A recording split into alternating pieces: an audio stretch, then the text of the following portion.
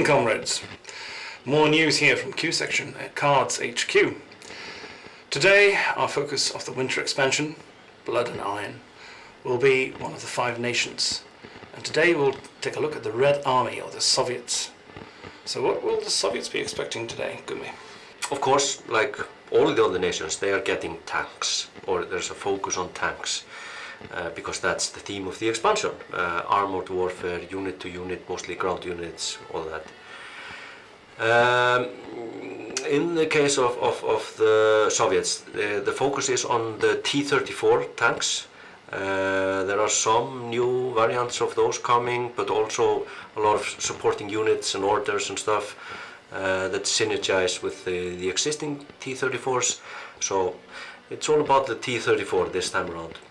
I kind of like that. From a historical aspect, the T-34 is quite an iconic tank, and it could be argued that it's one of the best tanks, but used en masse. Yeah. The Soviets put it into very, very good use.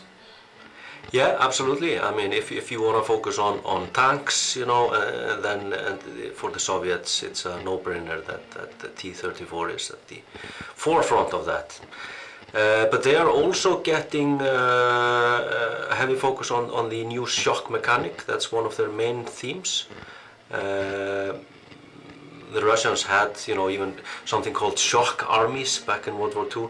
So it's a pretty historically accurate approach.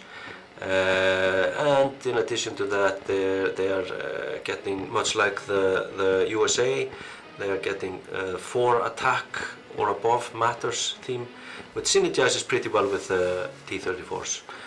And finally, they are getting some fight cards and units, which utilize this mechanic where you can have units deal damage to each other outside of regular combat.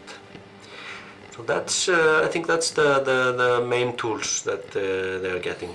Yes, and it goes very well with the sort of historical feel for the Red Army in World War II.